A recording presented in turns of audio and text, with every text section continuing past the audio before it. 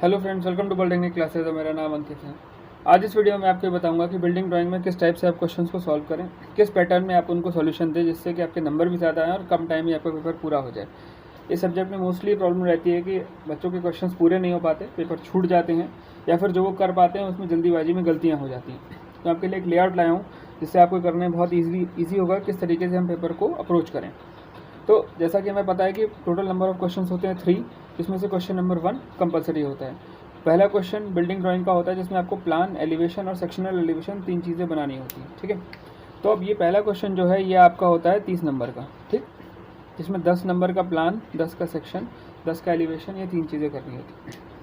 मेरी आपको अब राय यही है कि आप लोग स्टार्टिंग हमेशा इसी से करें, क्वेश्चन नंबर 1 से।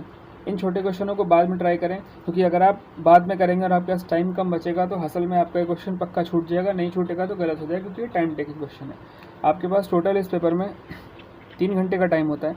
अब 3 घंटे में अगर आपको बिल्डिंग ड्राइंग की थोड़ी प्रैक्टिस है तो आपको फिर भी कम से कम 1 घंटा लगभग लग जाएगा बिल्डिंग ड्राइंग करने में, और फिर 2 क्वेश्चन और करने हैं जिसके लिए आपके पास 2 घंटे बचेंगे, जो सफिशिएंट टाइम है।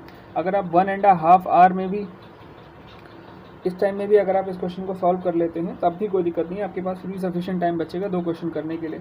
तो मेरी आपको एडवाइस यही है कि आप स्टार्टिंग बिल्डिंग ड्राइंग से करें और लगभग हाफ टाइम में इसको कंप्लीट करने की कोशिश करें। बिल्डिंग ड्राइंग क्या होगा, आपका 2 रूम सेट आएगा, इससे बड़ा नहीं आएगा। 2 रूम सेट बिल्कुल बेसिक सा एक लेआउट आएगा आपके पास। उस लेआउट के अंदर रूम्स और कुछ जगह दे रखी होगी, बाथरूम, वॉशरूम। आपको बस उसको लेआउट को प्लान में, सेक्शन और एलिवेशन में कन्वर्ट करना है, जिसके लिए आपको अगर प्लान की थोड़ी सी भी नॉलेज है तो बहुत आप इजीली इसको कर ले जाएंगे। विदिन 30 to 40 मिनट्स ये हो जाएगा। एक सेक्शन एलिवेशन को 20 मिनट इसमें लगेगा। 1.5 आवर में आपका बहुत आराम से कंप्लीट हो जाएगा। सो पहली अप्रोच आपकी होगी प्लान, सेक्शन और एलिवेशन की। ठीक है, बिल्डिंग ड्राइंग, मैंने बिल्डिंग ड्राइंग पर एक पूरा लेक्चर बना रखा है, आप एक बार उसको जाके देख लें, आपको आइडिया मिल जाएगा बिल्डिंग ड्राइंग का अप्रोच आपको किस टाइप से करना है। ठीक है, इसके बाद जो बचेंगे 2 क्वेश्चन, ये कंपलसरी क्वेश्चन आपने कर दिया। इसके बाद जो और क्वेश्चन होंगे उसमें आपके पास ऑप्शन होंगे कौन से क्वेश्चन को अप्रोच करें। अब देखिए, सारा आपके सिलेबस में है, करने को आप कुछ भी कर सकते हैं, बट मैंने यहाँ क्यों इनको अलग अलग किया है कि अगर आपको डोर और पैनल डोर आता है और उसके साथ आर्च आती है, ठीक है, तो आप ऑप्शन में मेरे हिसाब से आर्च को चूज़ करिए, पैनल डोर को मत बनाइए। ये आपका टाइम टेकिंग भी है, डायमेंशंस भी ज़्यादा लगती हैं इसमें आपको कैलकुलेशन भी ज़्यादा करनी पड़ेंगी, स्केल लगा के सब चेंज करना पड़ेगा, टाइम बहुत लेगा ये। आर्च आपकी वहीं इससे आधे समय बन जाएगी और इतने कैलकुलेशंस भी नहीं करनी पड़ेंगी आपको। उसी तरीके से अगर वॉल बॉन्ड आता है तो वॉल बॉन्ड आपका जनरली या तो 1 ब्रिक का आएगा या 2 ब्रिक का आएगा, या नहीं 1 आएगा, 1.5 आएगा और 2 ब्रिक आएगा। ये 3 ही आते हैं। ठीक है, 1, 1.5 और 2। तो इन 3 के अंदर आपको पता है कि इसमें कुछ खास नहीं है, क्वीन क्लोजर की संख्या बढ़ाते चले जाना है और आपके तीनों बनते जाएंगे। ये भी इजी क्वेश्चन है।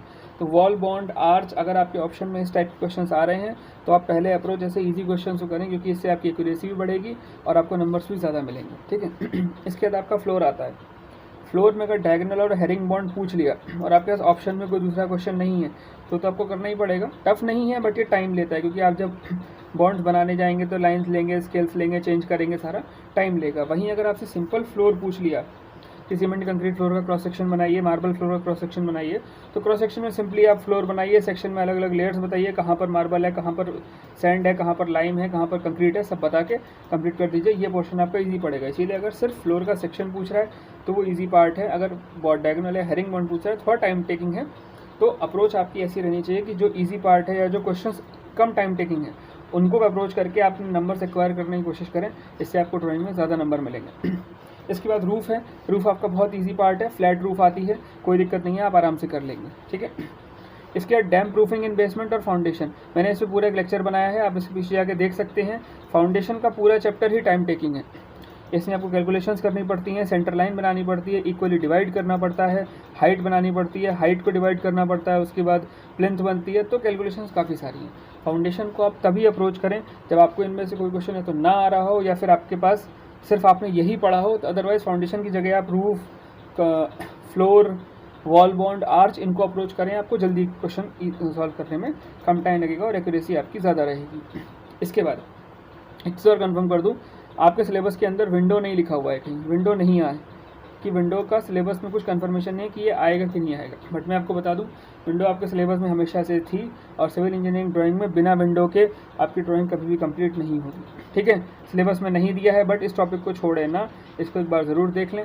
बिना विंडो के आपका अगर विंडो इन केस आ गई, कभी कभी डोर की जगह सिर्फ विंडो दे देता है, तो उस केस में फिर आपके पास ऑप्शन नहीं बचेगा कोई। सो प्लीज़, विंडो डोर में वैसे ज़्यादा अंतर नहीं है, डोर की डायमेंशन विंडो के बनाने का तरीका सेम है, बस डायमेंशंस का अंतर है, उतना ही फ़र्क है, बाकी उसके अलावा सब सेम है। इसके बाद चीज़ आती है फ्लश डोर। कुछ स्टूडेंट्स फ्लश डोर में कन्फ्यूज हो रहे थे। फ्लश डोर क्या होता है? देखिए फ्रेंड्स, फ्लश डोर कुछ नहीं, फ्लश डोर वही सिंपल डोर होता है जो आप तक बनाए हैं। फ़र्क सिर्फ इतना होता है कि पहले के डोर्स आपके डबल लूवर्ड होते थे, बीच में से खुला करते थे। फ्लश डोर आपका सिंगल लूवर्ड होता है। जो आजकल के नॉर्मल मॉडर्न डोर हैं वो सिंगल डोर होते हैं, एक ही पैनल होता है, वही पैनल खुलता है, उसको फ्लश डोर कहते हैं। फ्लश डोर की एक खास बात और होती है कि इसमें बाहर प्लाईवुड लगा होता है और अंदर उसके इसमें प्लाईवुड की 2 थिन लेयर होती हैं, जिसके बीच में हार्डवुड भरी होती है, ठीक है। तो लकड़ी के दो ब्लॉक्स के भी ऊपर प्लाईवुड चिपका के फ्लश डोर बनाए जाते हैं। तो ये है फ्लश डोर।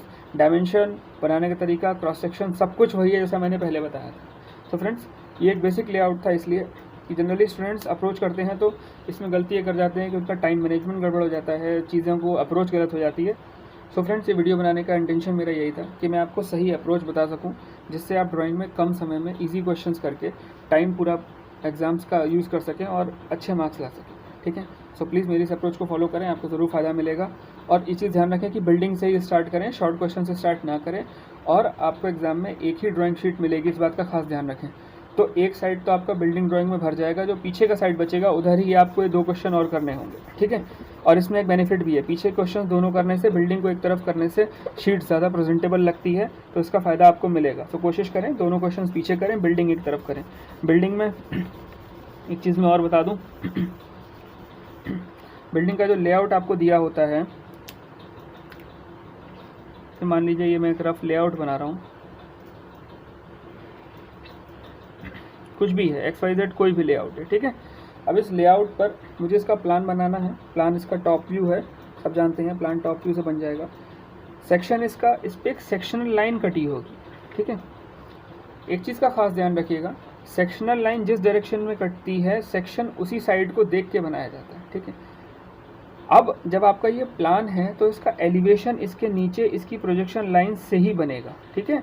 इसका प्रोजेक्शन से इसके एलिवेशन बन जाएगा। बट अगर इसका सेक्शन भी नीचे की तरफ हो और आपकी शीट में जगह हो, तो प्रॉपर स्पेस मैनेजमेंट करके इसका सेक्शन भी इसी के प्रोजेक्शन से इसके नीचे ही बनाइए। इससे आपको बेनिफिट पहला ये रहेगा, एक तो आपको बनाने की स्पीड मिल जाएगी, प्रोजेक्शन से आपको सारी चौड़ाइयाँ मिल जाएंगी। दूसरा, ये बनाने का सही तरीका है कि जिधर को सेक्शन कटा है उसका सेक्शन भी उसी साइड बनता है। बट क्योंकि हमारे पास जगह की कमी कई बार होती है, प्लान और एलिवेशन बनाने के बाद जगह नहीं बचती, तो हम इस सेक्शन को टर्न करके दूसरी साइड ले जाके बना देते हैं, ठीक है। सो अगर आपको जगह की मैनेजमेंट लगे तो पहले आप पूरी बिल्डिंग के डायमेंशन को जोड़ के, पूरी लेंथ और विड्थ को जोड़ के टोटल डायमेंशन निकाल लें। उस टोटल डायमेंशन को जोड़ने के बाद बिल्डिंग की हाइट को जोड़ लें। इससे आपको पता चल जाएगा आपकी शीट में कितनी जगह प्लान और एलिवेशन लेके जाएंगे। उसके बाद अगर आपके सेक्शन के लिए जगह बच रही है, देन प्लीज़ आप वैसे ही कैरी ऑन करें, ठीक है। ये हो गया। हाँ, बिल्डिंग के साथ आप फाउंडेशन ज़रूर बनाएं इसकी, जो भी आपके फाउंडेशन का सेक्शन दे रखा हो वो ज़रूर बनाएं। बिना फाउंडेशन के बिल्डिंग हमेशा अधूरी रहती है, मार्क्स इसके भी कट जाते हैं, ठीक है। 30 नंबर अगर आप यहाँ से कवर कर लेते हैं, उसके बाद आपको बहुत ईजी अप्रोच है। इनमें से कोई भी ईजी वाला टॉपिक अगर आपको दिख रहा है, पहले उसको ले जाएँ, उसको ख़त्म करें, उसके बाद आपके पास जो अगला टॉपिक आपको आता हो वो करें, ठीक है। तो friends, thank you very much. और आपको किसी प्रकार की दिक्कत हो आप मैसेज करें, कमेंट सेक्शन में बताएं, ठीक है। Thank you.